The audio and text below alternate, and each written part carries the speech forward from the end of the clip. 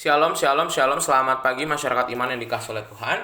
Hari ini kita akan bersama-sama menapaki kehidupan kita dengan percaya bahwa pada kaki salibnya kita boleh berjalan dalam anugerah, kita berlindung, kita ditopang, dan kita dikuatkan. Dan bila di hadapan salib Tuhan, kita mau belajar terus berkorban dan menjalani hidup ini dengan kasih dan kebenaran. Kita pujikan Kidung Jemaat 368, Kidung Jemaat 368 bait pertama dan kedua, pada kaki salibmu. Kidung Jemaat 368 bait pertama dan yang kedua, pada kaki salibmu.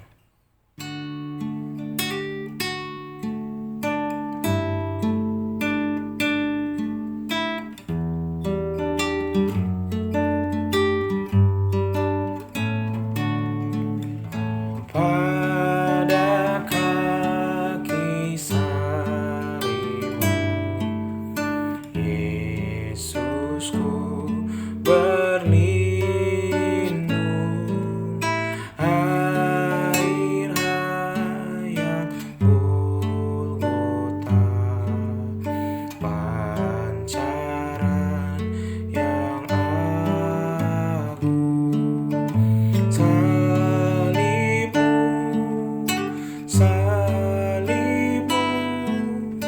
yang kumuliakan, hingga dalam sorga kelak ada perhentian.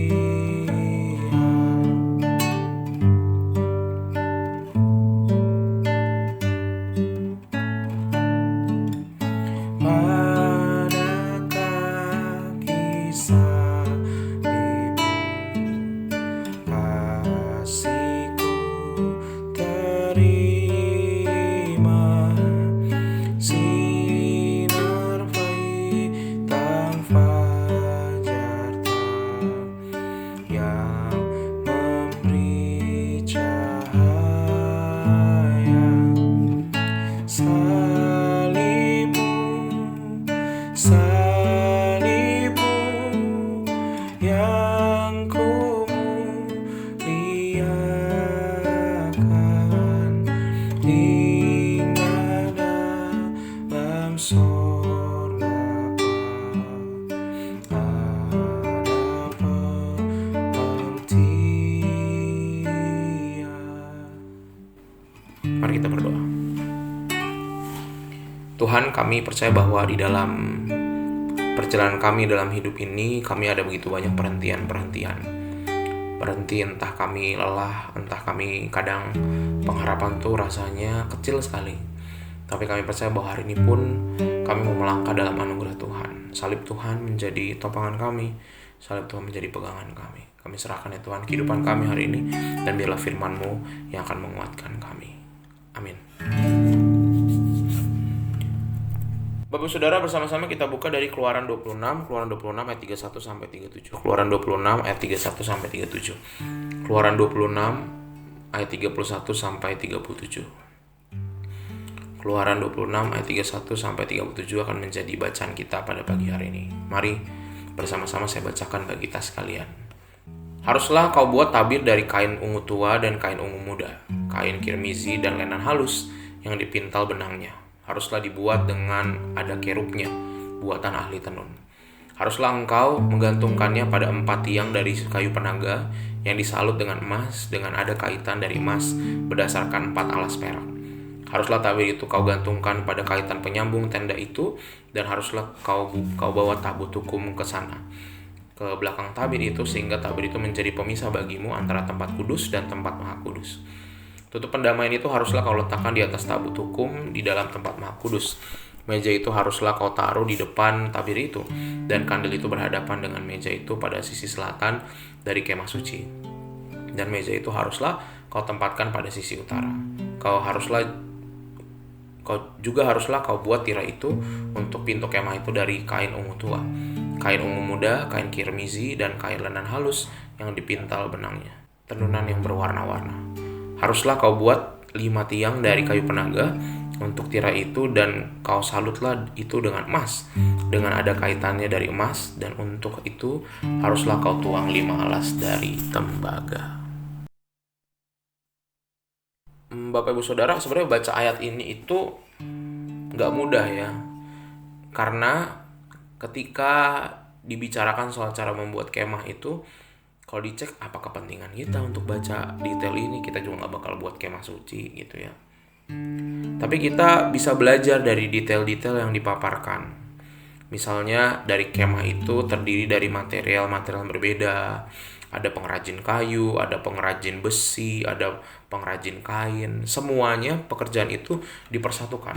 Hanya tenda yang bisa menyatukan antara tukang bangunan, tukang hias, pematung, dan tukang jahit. Menggambarkan kesatuan bahwa sekalipun berbeda-beda keahlian tapi satu. Nah, hal penting yang dalam pembuatan kemah suci ini adalah bahwa rancangan itu dari Allah. Musa menerima visi dari Tuhan tentang kemah suci itu nanti mau bentuknya seperti apa. Sehingga Musa itu mengkomunikasikan misi dan visi dari Allah ini kepada para pengrajin dan tukang-tukangnya.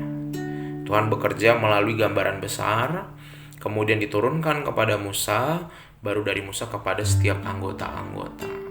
Tuhan jadi kepala, semuanya jadi anggota tubuh. Dan semuanya mengerjakan sesuai dengan arahan sang kepala. Mulai dari dari hiasan-hiasan, mulai dari ukiran-ukiran, sampai pintu-pintu masuk, semuanya sesuai dengan apa yang Tuhan kehendaki. Nah, begitu juga dalam kehidupan kita. Ketika kita berkeluarga, berdagang, bergereja, perlu ada tuh kita punya satu visi dan misi. Bukan cuma sekedar dagang, bukan cuma sekedar berkeluarga, cuma sekedar bergereja. Kita mau kemana? Toko kita ini ke depannya 5 tahun lagi mau gimana? Keluarga kita 5 tahun lagi mau gimana? Gereja kita 5 tahun lagi mau gimana? Harus dikomunikasikan apa yang jadi cita-cita harapan dari seluruh jemaat, kemudian diintisari sama sang kepala, sang ketua, baru kita jalani bersama-sama. Supaya apa? Supaya apa yang kita inginkan dan kerjakan bisa satu tujuan. Jadi kita juga harus menjadi anggota yang baik, bersama-sama mendukung apa yang sudah kita sama-sama jalani. Karena kepala nggak bisa jalan sendiri kalau tidak didukung sama anggota-anggotanya. Harus saling dukung satu sama lain.